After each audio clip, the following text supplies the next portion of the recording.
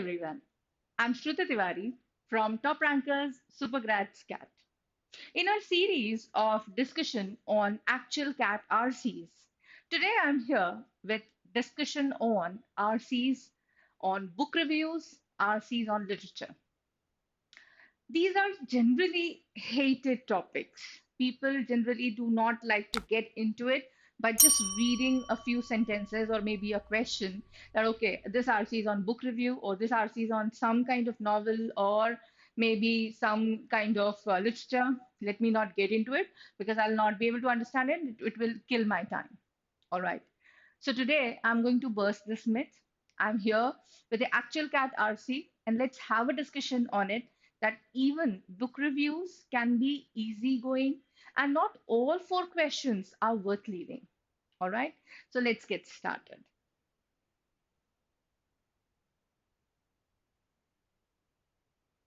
So this is a passage from CAT 2021.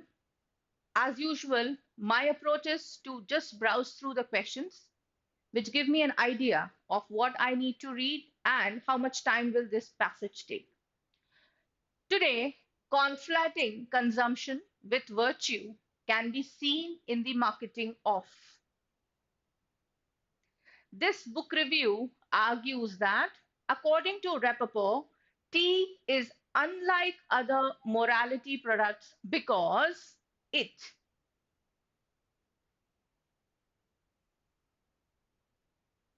According to this book review, A Thirst for Empire says that in addition to profit motivated marketeers, tea drinking was promoted in Britain by all of the following except.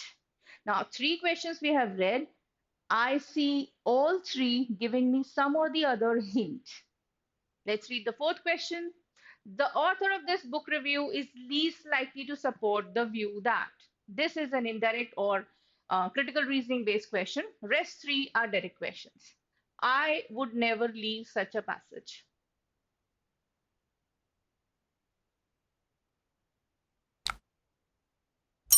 Let's get started.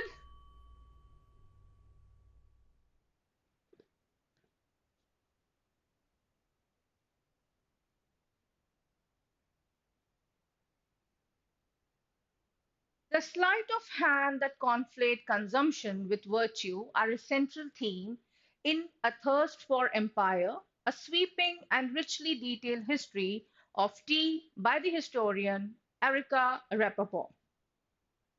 Now, the very first sentence give me the answer to very first question, which has quoted this part, and hence I should read this properly and understand it. It says, the sleights of hand, the magical moment, all right, that combine consumption with virtue are a central theme in A Thirst for Empire, a sweeping and richly detailed history of tea by historian E.R. How did tea evolve from an obscure China drink to a universal beverage imbued with civilizing properties? The answer, in brief, revolves around this conflation, not only by profit motivated marketeers, but by a wide variety of interest groups, while abundant historical records have allowed the study of how tea itself moved from east to west.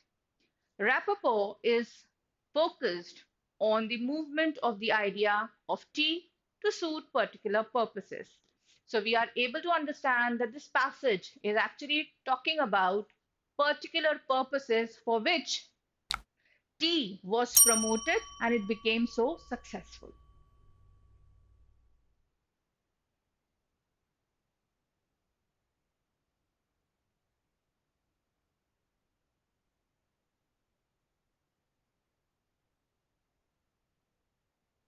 Beginning in 1700, the temperance movement advocated for tea as a pleasure that cheered but did not inebriate. The industrialists soon borrowed this moral argument in advancing their case for free trade in tea, and hence more open markets for their textile. Now, this says 1700 के beginning में there was a temperance movement which advocated for tea as a pleasure, tea as a pleasure that cheered up, but did not inebriate. That means that did not intoxicate it like alcohol. And industrialists soon borrowed this moral argument in advancing their case for free trade. And that was the reason why tea became so very popular, because it got free trade on the basis of this morality argument that it is giving cheerfulness rather than intoxicating the consumer. Factory owners joined in, compelled by the cause of a sober workforce, while Christian missionaries discovered that tea would soothe any colonial encounter. During the Second World War, tea service was presented as a social and patriotic activity that uplifted soldiers and calmed refugees.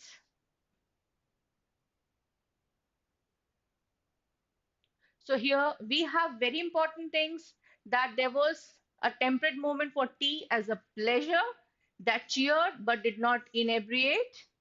This was a this was the moral argument in advancing their case for free trade for tea. And the Christian missionaries, they also promoted tea as a drink which would soothe any colonial encounter. And that is the reason why in the Second World War, tea service was presented as a social and patriotic activity that uplifted soldiers and calmed the refugees. But it was tea's consumer directed marketing by importers and retailers, and later by brands that most closely portends current trade debates. An early version of the farm to table movement was sparked by anti Chinese sentiment and concerns over trade deficit, as well as by the reality and threat of adulterated tea containing. So, this was issue which was there with tea. So, adulterated tea containing dirt and hedge clippings. Lipton was soon advertising from the garden to the teacup. Supply chain originating in British India and supervised by educated Englishmen. While tea marketing always presented direct consumer benefits, health, energy, and relaxation, tea drinkers were also assured that they were participating in a larger noble project that advanced the causes of family, nation, and civilization. So these Britishers were very, smart in marketing their tea, that is from British India. What they actually proposed was that the Chinese tea was full of dirt and was not hygienic for consumption. Rather, Lipton should be taken, which is from garden to teacup. And it was presented that it is not just a drink which is good for health, but it is also promoting good cause of family, nation, and civilization. Rappaport's treatment of her subject is refreshingly apolitical. Indeed, it is a virtue, it is a virtue that readers will be unable to guess her political orientation. Both the miracles of markets and capitalism's dark underbelly are evident in T's complex story, as are the complicated effects of British colonialism. So it is very clear that the treatment of Rappaport's to the marketing of tea was very refreshingly apolitical. That means it had no political inclinations, but the virtue that we are able to implicitly infer, it makes us understand her political orientation. वो जो miracles की बात कर रही है और वो जो कैपिटलिज्म की डार्क अंडरबेली की रिप्रेजेंटेशन हो रहा है, that is as complicated effects of British colonialism. Commodity histories are now themselves commodities. Recent work investigate cotton, salt, coal, sugar, chocolate, paper, and milk. And morality marketing is now commodity as well.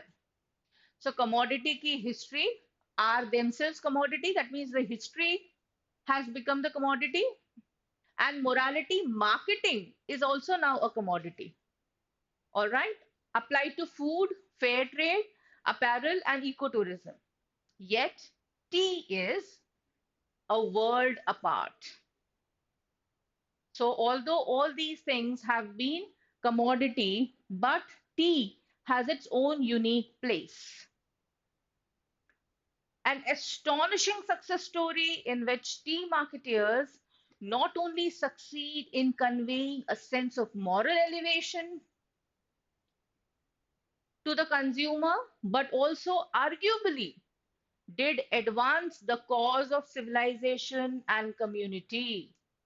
So that was the reason for its astonishing success story, that the marketeers of tea were able to relate the consumption with virtue, consumption with cause of civilization and community. All right, that means biradri.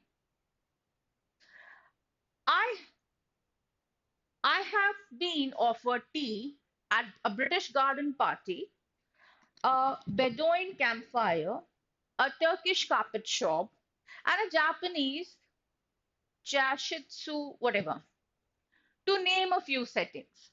In each case, the offering was more an idea. See, in each case, the offering of tea was more than an idea. Friendship, community, respect than a drink. So it was more an idea than a drink. So everywhere he went, the author went, he or she is offered a cup of tea by British garden party or this campfire or this carpet shop or this whatever shop it is, Japanese shop. All right. And in all these cases, the author feels that it was not just a drink, but it was more of an idea. Idea of friendship, idea of community, idea of respect. And in each case, the idea then created a reality. It is not a stretch to say that tea marketers have advanced the particularly noble cause of human dialogue and friendship. So, ad nauseum, the author is trying to get that hammered in the brain that the marketeers actually combined virtues of friendship, camaraderie, जिसको मैं बिरादरी बोल रही हूँ, community feeling, nationality feeling, everything with the drink of the cup of tea. And that was actually the reason for success story of tea.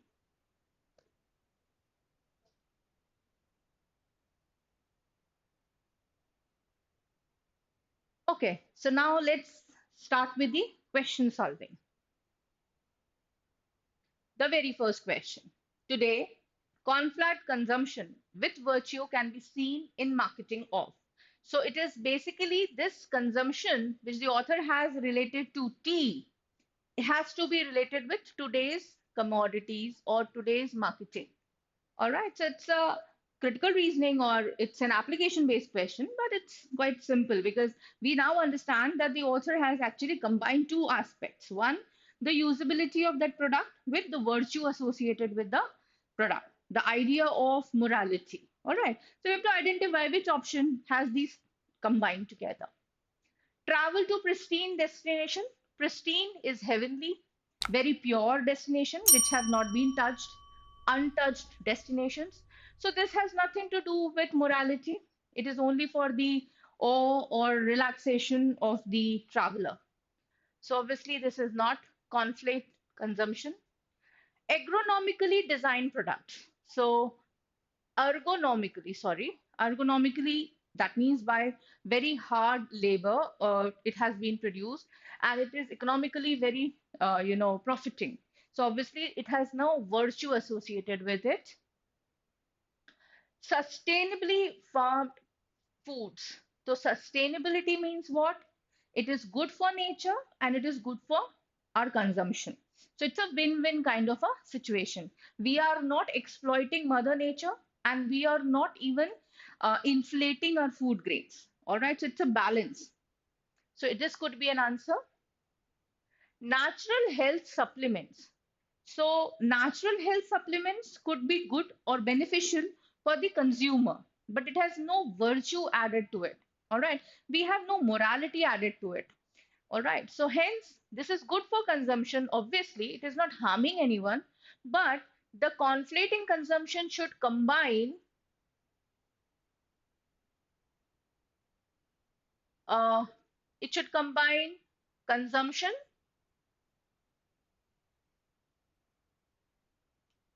benefits with virtue. And that is happening with C, that is sustainably farmed foods. Quite easy question. This book review argues that, according to Rappaport, tea is unlike other morality products because it was actively encouraged by interest groups in the government. It was marketed by a wide range of interest groups. It appealed to a universal group and not just a niche section of people, or had an actual benefit effect on social interaction and society in general.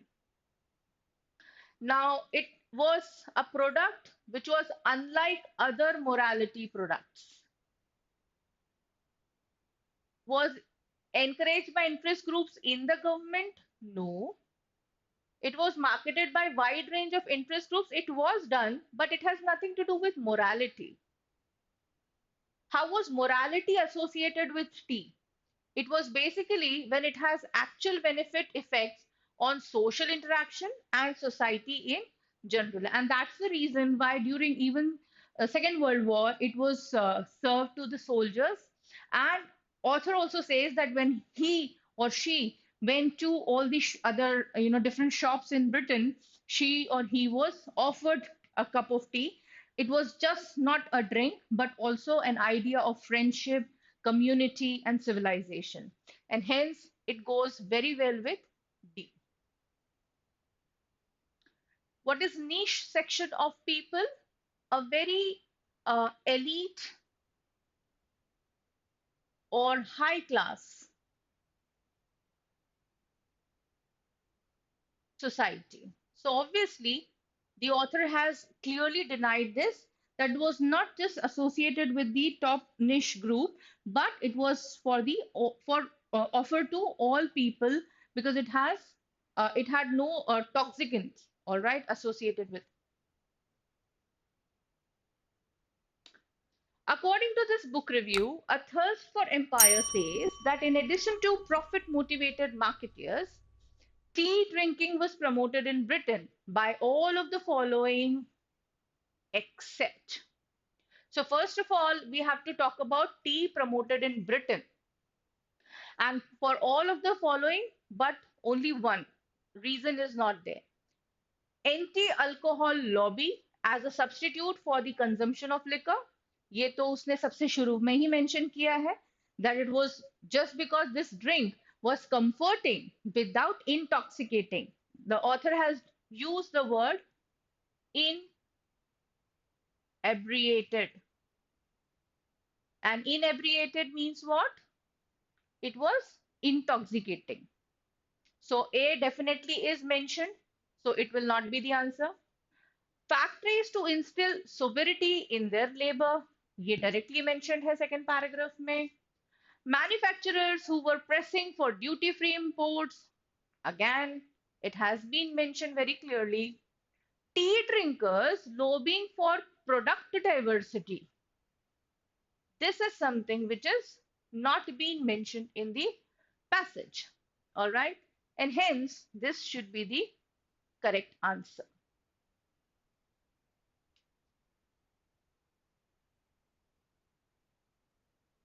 Well, nothing about product diversity of tea drinking drinkers has been talked about. So the answer should be fourth one.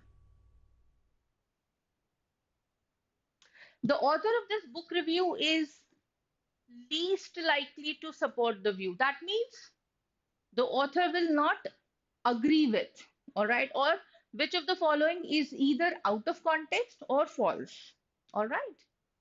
So tea became the leading drink in Britain in 19th century. Although the author has mentioned about 1700, that means it has talked about 18th century, but nothing about 19th century has been mentioned. So this is out of context. Let's see other options as well.